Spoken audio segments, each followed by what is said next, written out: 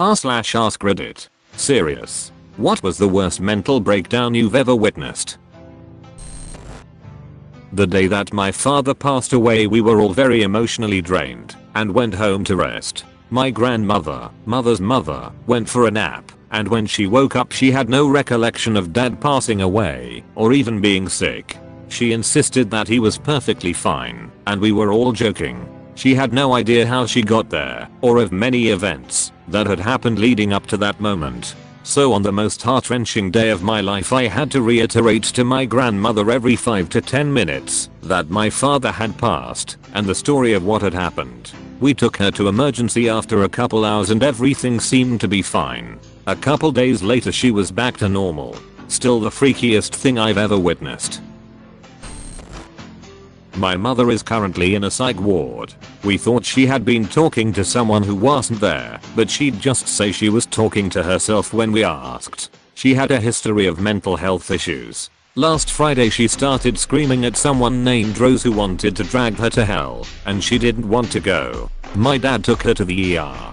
She has been in for just over a week and has showed some improvement, but is still talking to her. Rose is telling her she's in trouble and is telling her to not tell her family she loves us. Going to visit her soon. Hopefully she's doing a bit better today.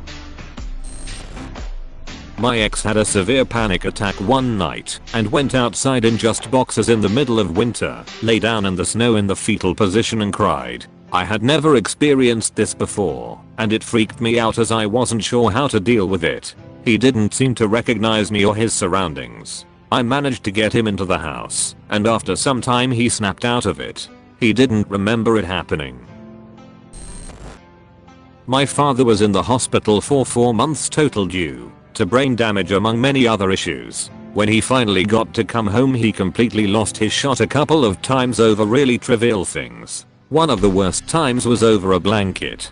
He had thrown out a white blanket about a year before. He came into the living room and started screaming about the blanket. He threw things, flipped the couch over, and had a crazed fit for over an hour. He just wouldn't hear anything anyone had to say to him. Eventually he almost fainted. This lady I used to work for once told me about her college roommate who had a childlike regression style breakdown. Apparently her mom was one of those pageant moms and was super hard on her during her childhood, which gave her some serious deep-seated issues. My former boss, her roommate, and a couple of friends were getting ready to go out for a night on the town, and the roommate just starts babbling and talking like a little girl about how her mom buys her panties with butterflies on them. They wound up having to call the girl's mom to come get her because she was freaking out so bad, like crying inconsolably in the corner bad. She dropped out shortly after. Didn't personally witness this, but we had a teacher in middle school who was basically a huge pushover. It was well known he didn't know how to control the class, and obviously little shithead 13-year-old took advantage of that. Anyway, one day he snapped and threw a chair through the window panel next to the front door of his classroom. Never saw the teacher again. I was in 4th grade I believe when his happened. Our class along with 2 others were in PE all practicing cool tricks on the jump rope. The teacher calls us over and we all sit and watch her show off some cool tricks. As this is happening, a kid wraps the jump rope around his neck and pulls it tight, causing him to choke himself with the jump rope, turning dark purple in the process and screaming "I hate my life." Through his coughing and gurgles, he was stopped, and the school had to issue out a letter to all students about what happened and that parents should watch out for their kids. This kid went on to do more stuff, but that first mental breakdown he had was the worst for me simply because he was only in 4th grade. I can still see it in my mind plain as day. Had a friend who was the nicest guy. Polite hard worker, rarely drank and only in moderation. He never cursed, had a great relationship with everybody, and I don't think I ever saw him get mad. I was at his place one day with his roommates when he got home from work. He yelled at us to shut the fuck up. He went to the fridge and grabbed 2 beers, pounded those, slammed the fridge, went to his room and slammed the door. His roommate goes to check on him to see what's wrong. His roommate also happens to be a paramedic. He quickly diagnosed the problem as physiological. We zip-tied his hands, threw him in the car, and sped to the hospital. He was diagnosed with a brain aneurysm and put into a medically induced coma. While the family was notified and the debate had over whether surgery was appropriate, he passed away. Edit. To clarify, we only cuffed him when he refused to go willingly. Since there were 4 of us, we were able to do it without hurting him. My roommate in college. One day she just snapped. Got really paranoid, started lashing out at me and other friends. Would be hanging out in other people's rooms and just wouldn't leave. She wouldn't sleep and said she was afraid someone would try to come in the room and take advantage of her. Trying to talk to her was really unnerving because there was just a disconnect that is hard to describe, and the stuff she was saying just didn't make sense. Her mom eventually came down, and I guess she was making a scene with her on campus. Campus police came, and she ended up getting in a fight with them and kicked a window out of one of their cars. This all happened over the course of a few days. She was hospitalized for a while and had to leave school. She was always a little emotional and had some family problems, but it was all pretty shocking and unexpected. I really think it was a combo of drinking and too much recreational Adderall that brought it on. She was always a bit of a partier and had been doing it right before it all started. It was pretty scary and sad. I never saw her again, and I'm not sure how she ended up. I was about to going into a building for a lecture when I saw a girl sitting on a park bench. Something made me ask her if she was okay, and at that she burst into tears. She told me that everyone was turning into demons. For some reason she knew that I was not a demon. Obviously she was schizophrenic and hallucinating, but it was interesting to me to observe someone whose religious education was providing input to their hallucinations, which I believe is not uncommon. I helped her calm down, and then to call her sister. I waited with her until her sister arrived to help her home.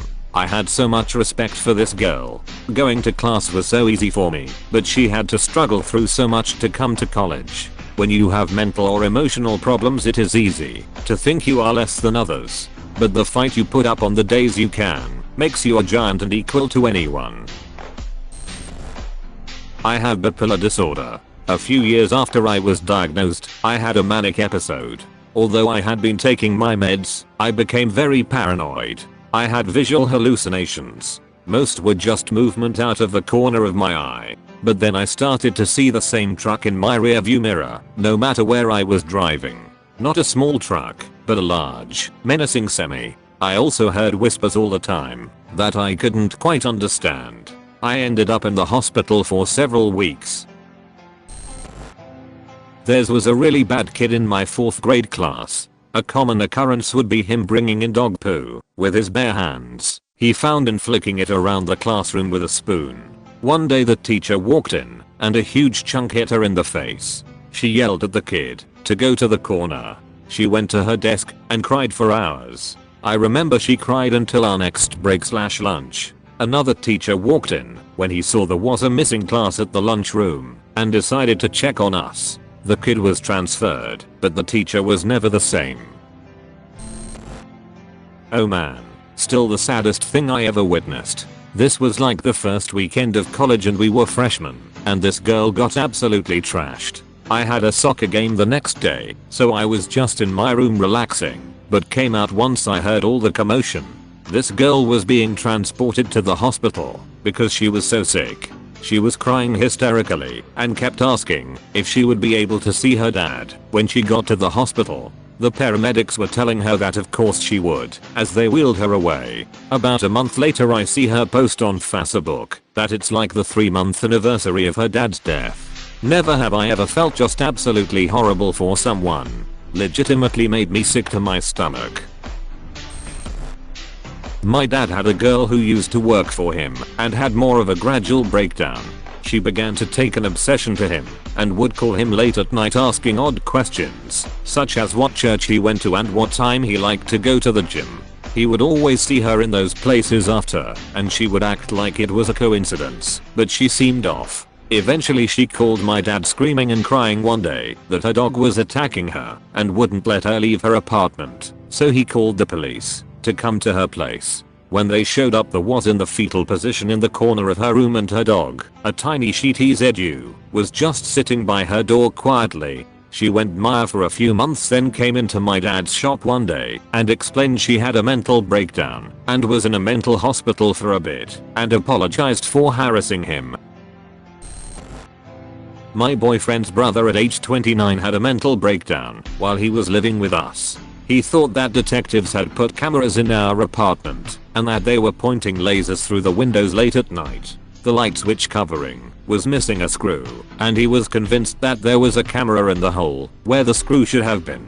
He would come home breathless and scared, saying that a red Jeep was following him around town. The worst of it came when he barged into mine and my boyfriend's room at 5 AM claiming he had been mugged in the field behind our house. The truth was he had passed out in the field behind our house from doing too many drugs. He was a heroin addict, we soon found out. We tried to help him by hosting an intervention and talking to his parents. He just got really pissed off and called me every name in the book, then moved out. His parents didn't take it seriously either. In fact, his mom said he just needed to relax and bought him tickets to a music festival. I sincerely hope he is doing better, but he won't talk to us anymore.